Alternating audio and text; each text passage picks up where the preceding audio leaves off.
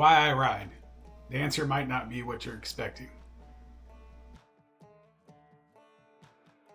People ask me why I ride, and there's many reasons why I ride. But when you strip away all the surface, normal responses, the real reason I ride is it's the one thing that I do that's for me and about me.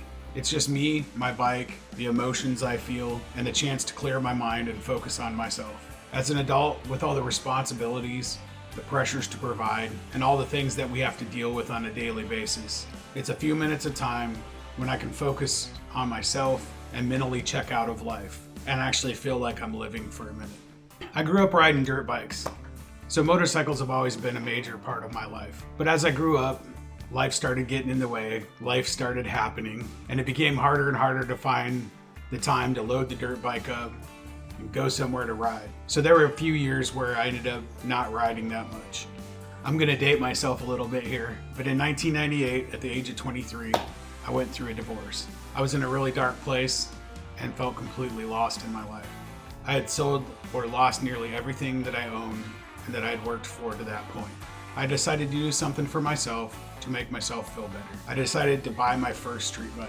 I attended the MSF course, got my motorcycle endorsement, and bought a 1993 Yamaha Virago. And as they say, the rest was history. I'm very fortunate to currently own 4 bikes. I have a 1980 FXB Sturgis Harley. I've owned it for about 7 years. I have a 2006 Electra Glide Standard, which is also a Harley. And I've owned that one for, as this year, I just realized the other day, I've owned it for 20 years. It's a 2006. I bought it in 2006. And it's 2026 now, so 20 years. I've got a 2023 Yamaha MT-09, and then the newest bike that I just got is a brand new 2022 Aprilia RSB4 factory. They're also different and have such different riding experiences. My 1980 Shovelhead, it's analog. What else can I say? It's a reminder of past generations. When I ride the Shovelhead, I feel like I'm connected to the past. It's like driving an old muscle car. It is sloppy, it's not tight, everything vibrates, everything rattles, the brakes aren't that good, but there's just something about it that just makes it an experience to ride. My bagger is my long distance bike. When I want to go on what I call my Zen rides, just comfortable, relaxing rides. There have been times when I've almost felt I'm in this like meditative state when I'm riding, especially on super long rides. I had one ride where I left Yuma, Arizona in the morning and rode all the way back to the Bay Area of California.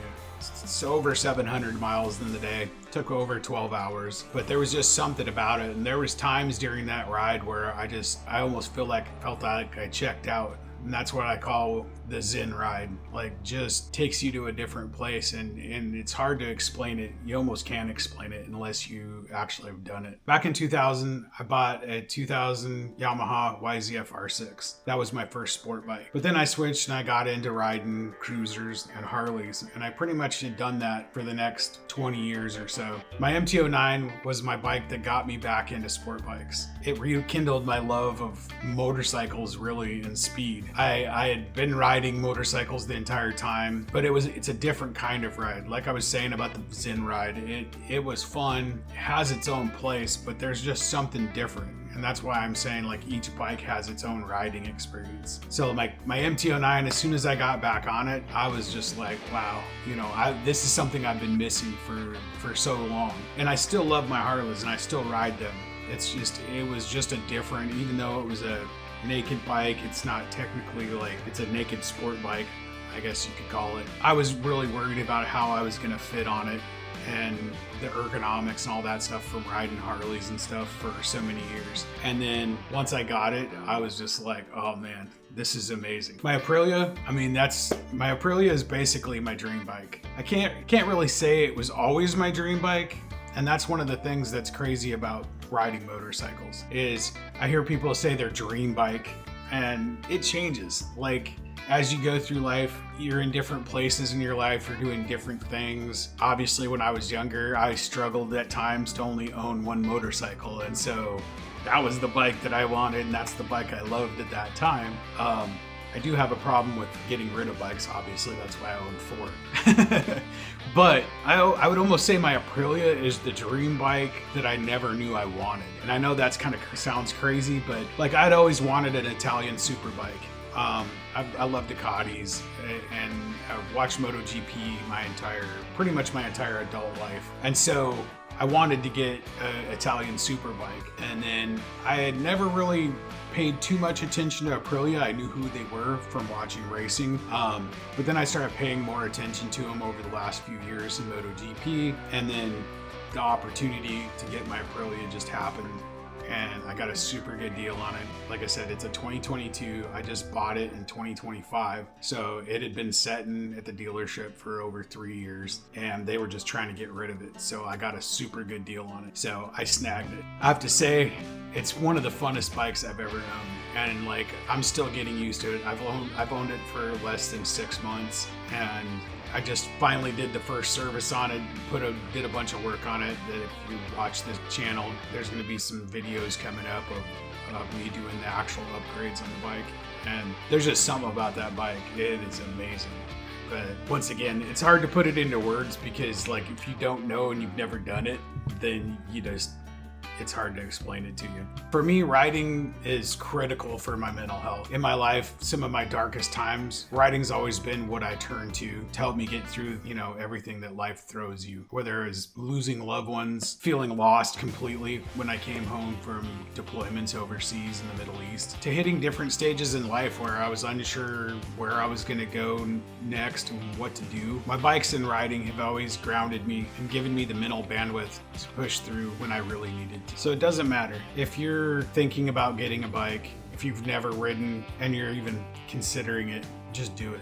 Whether you're young and you can't afford the bike, just do it. Like, don't wait until you can afford it and it's the right time, because it's never gonna. If it's something you want to do, just go do it. If you're older and you're thinking, oh, well, I wish I'd have done it when I was younger, and you're even thinking about it, just do it. It will change your life. It's changed mine. It's been such a huge part of my life, and it's really helped me through times that I would have made it through. I'm not going to say that I wouldn't have made it through without riding, but I don't know how I would have got through those times without riding. This channel has kind of become an extension of my life story. I want to pass on my love of everything motorcycle related to others, and hopefully they can find the passion and fulfillment that bikes have brought me throughout my life. I just turned 50 recently. I'm getting close to another one of those big chapters in my life, and again, I'm looking at bikes to play a large part of that chapter, just like they always have. So if you love everything two wheels, join me as I continue this motorcycle journey into the future. As always, if there's anything that you want to know about or you want to see on the channel, leave a comment. Stay tuned, see what happens next on Scotty's Moto Garage. Peace. Hey everyone, thanks so much for watching this video. If you enjoyed it, make sure to give us a thumbs up and hit that subscribe button if you haven't already. It really helps out the channel and keeps you updated on all our latest content. Don't forget to turn on the notification bell so you won't miss any of our new uploads. We've got a lot more exciting content coming your way that you definitely won't want to miss. Also, if you have any thoughts or questions, feel free to leave a comment down below. We love hearing from you, and we'll do our best to respond to everyone. Finally, be sure to follow us on our social media channels for more behind-the-scenes content and updates. You can find all the links in the description below. Thanks again for tuning in, and we'll see you in the next video. Take care.